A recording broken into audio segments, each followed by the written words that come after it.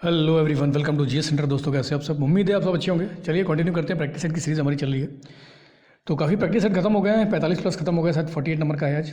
तो लगातार इसको कंटिन्यू करेंगे। प्रीवियस ईयर क्वेश्चन से जितने भी एग्जाम में पूछे गए, जितने भी एग्जाम्स होते हैं सारे, एसएससी हो, आपका यूपीपीसीएस वगैरह हो, एयरफोर्स, आर्मी, नेवी, सबके यूपीडब्ल्यूएससी वगैरह जितने भी एग्जाम्स हैं वहाँ से उठाए गए सारे प्रीवियस क्वेश्चन से बार बार ये रिपीट करते हैं।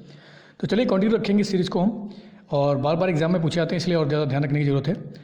ठीक है, चलिए शुरू करते हैं। पहला क्वेश्चन हमारा क्या है आज कि मरे नदी कहाँ बहती है। तो जबकि मरे नदी है, ये कहाँ पर बहती है?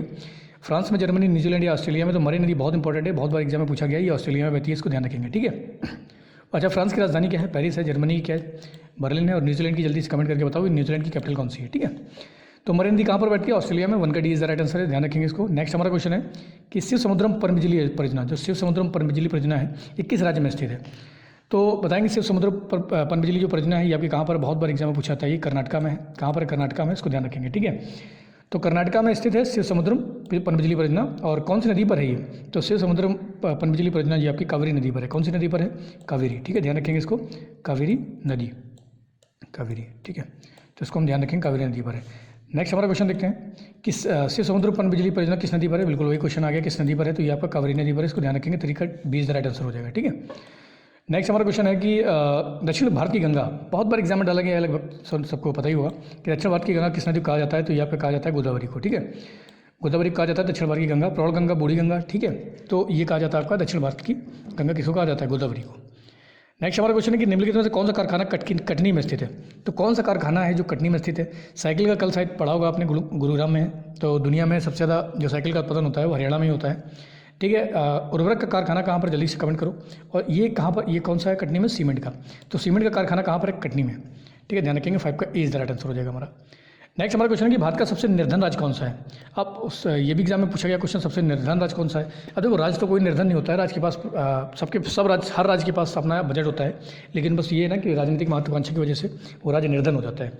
तो सबसे निर्धन राज्य कौन सा है? ये आपका बिहार है। ठीक है, ध्यान रखेंगे। 6 का B is the right answer हो जाएगा, बिहार।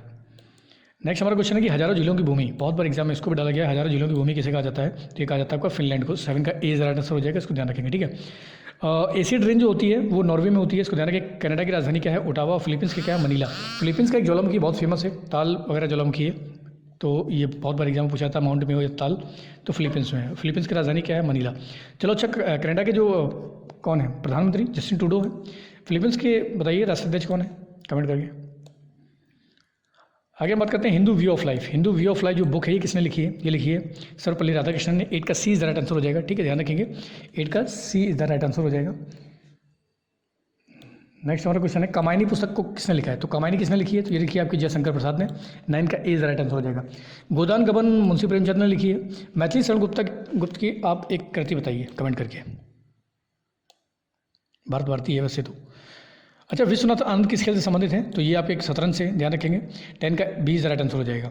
बहुत बार एग्जाम में इसको पूछा गया है। अगला क्वेश्चन है हमारा कि भारत में सर्वश्रेष्ठ सौर पुरस्कार, जो सर्वश्रेष्ठ सौर पुरस्कार होता है कौन से होते हैं? तो वीर चक्र, परमवीर, अशोक, महावीर, ये सारे सौर और वीरता के चक्र हैं, लेकिन सबसे सर्वश्रेष्ठ कौन सा है? ये है परमवीर चक्र। ठीक है, कमेंट करो कितने लोगों को अभी तक परमवीर चक्र मिला है। ठीक है, ध्यान रखिए कितने लोगों को परमवीर चक्र अभी तक दिया जा चुका है।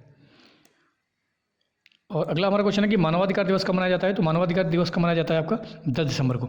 2022 के मानवाधिकार दिवस की थीम बताइए कमेंट करके कि क्या थी। तो मानवाधिकार दिवस कब मनाया जाता है? 10 दिसंबर को। नेक्स्ट हमारा क्वेश्चन है कि एलिफेंट केव कहाँ पर है? तो एलिफेंट केव बहुत चर्चा में थी, शायद 1-2 साल पहले जब बच्चे वहाँ पर गए थे, फंस गए थे।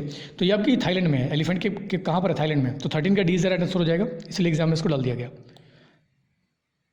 नेक्स्ट हमारा क्वेश्चन है कि भारत का गणतंत्र दिवस कब मनाया जाता है? तो अगर गणतंत्र दिवस की बात कर रहे हैं तो बच्चे इसमें भी कन्फ्यूज हो जाते हैं कि गणतंत्र दिवस कब होता है, स्वतंत्रता दिवस कब होता है। तो गणतंत्र दिवस आपका होता है जब संविधान को लागू किया गया था पूर्ण तरीके से, तो 26 जनवरी को। तो गणतंत्र दिवस कब होता है? 26 जनवरी को। स्वतंत्रता दिवस कब मनाया जाता है? 15 अगस्त को। ठीक है, ध्यान रखेंगे इसको।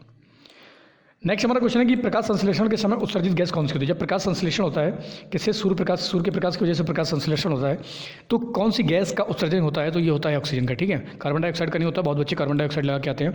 तो ये उत्सर्जित किसका होता है? ऑक्सीजन का उत्सर्जन होता है। ठीक है, ध्यान रखेंगे इसको। कार्बन डाइऑक्साइड पौधे बनाते हैं फोटोसिंथेसिस प्रोसेस के तहत। ठीक है, आगे हम बात करते हैं। अगला क्वेश्चन हमारा कि भारत का सबसे अधिक सिंचित क्षेत्र किस प्रदेश में है? तो भारत का सबसे अधिक सिंचित क्षेत्र जो है ना वो आपका उत्तर प्रदेश में है, सबसे बड़ा राज्य और सबसे बड़ा सिंचित प्रदेश, ठीक है। और उत्तर प्रदेश में सबसे ज़्यादा जो सिंचाई होती है वो किससे होती है? नलकूपों से, इसको ध्यान रखेंगे। टॉप पर कौन है? नलकूप, ठीक है। और नलकूपों से सबसे ज़्यादा सिंचाई उत्तर प्रदेश के किस हिस्से में होती है? तो पश्चिमी उत्तर प्रदेश में, ठीक है, पश्चिमी यूपी में, वेस्ट यूपी, तो इसको भी ध्यान रखेंगे, वेस्ट यूपी में। नेक्स्ट हमारा क्वेश्चन है कि निम्नलिखित में कौन सा विटामिन वसा में घुलनशील है? बहुत बार एग्जाम में इसको भी डाला जाता है कि वसा में घुलनशील, तो वसा में घुलनशील कौन कौन से हैं? तो ये आपका यहाँ पर दिया गया है विटामिन ए। तो विटामिन ए जो ना वसा में घुलनशील है। विटामिन ए के अलावा कौन से होता है? ए के अलावा आपका डी भी होता है, ठीक है, डी, और आपका ई भी होता है, विटामिन डी, ई और के, तो ये होते हैं आपके वसा में। और अगर पानी की बात करें हम, पानी में घुलनशील कौन सा है? तो पानी की अगर हम बात करते हैं तो पानी में घुलनशील कौन सा है? ये आपका कौन सा हो जाएगा, जल्दी बताओ? बी और सी। तो पानी में घुलनशील कौन सा है? बी और सी। ये भी बहुत बार एग्जाम में डाला गया है कि कौन सा वसा में घुलनशील है, कौन सा पानी में घुलनशील है, ठीक है। तो 17 का ए राइट आंसर हो जाएगा हमारा। नेक्स्ट हमारा क्वेश्चन है ध्वनि का वेग सर्वाधिक किस में होता है? तो ध्वनि का वेग जो है ना सर्वाधिक किस में होता है? तो ठोस में होता है, द्रव में होता है, गैस में, आवास में। तो ध्वनि का जो वेग होता है ना वो सबसे ज़्यादा ठोस में होता है। 18 का ए राइट आंसर हो जाएगा। नेक्स्ट हमारा क्वेश्चन है कि निम्नलिखित में से सर्वाधिक प्रत्यस्थ कौन सा है? सबसे ज़्यादा प्रत्यस्थ मतलब लचीला, आप उसको ज़्यादा खींच सकते हैं। ठोस, स्टील, रबड़ या चांदी। बहुत सारे बच्चे रबड़ में कंफ्यूज हो जाएंगे, लेकिन रबड़ नहीं है, ये है स्टील। सबसे ज़्यादा प्रत्यस्थ क्या होता है? स्टील। तो 19 का बी राइट आंसर हो जाएगा, ठीक है। आगे बात करते हैं, क्वेश्चन नंबर 20 हमारा क्या है? भारत सबसे अधिक क्षेत्रफल में किस फसल की खेती करता है? तो भारत में सबसे ज़्यादा खेती किसकी होती है? क्या गेहूँ की, धान की, गन्ना की या कपास की? तो देखो भारत में सबसे अधिक क्षेत्रफल जो होता है ना धान का होता है। धान अधिकतर जो तटवर्ती राज्य हैं वो भी उगाते हैं, बाकी पंजाब, हरियाणा, उत्तर प्रदेश वगैरह तो फेमस है ही है, ठीक है। 20 का इज द राइट आंसर हो जाएगा। नेक्स्ट हमारा क्वेश्चन है भारत में हरित क्रांति की शुरुआत कब हुई थी? तो भारत में जो हरित क्रांति की शुरुआत हुई थी ये कब हुई थी? ये आपका हुआ था 1966-67 में। तो जब भारत में अकाल पड़ गया था, 65 का युद्ध भारत झेल चुका था, 62 का, 65 का, तो उसके बाद बहुत ज़्यादा अकाल पड़ गया था। हमारी prime minister Indira Gandhi America गई तो उन लोगों ने भाई साहब थर्ड ग्रेड का मतलब गेहूँ पकड़ा दिया। तो उसके बाद ही भारत में हरित क्रांति की शुरुआत हुई थी।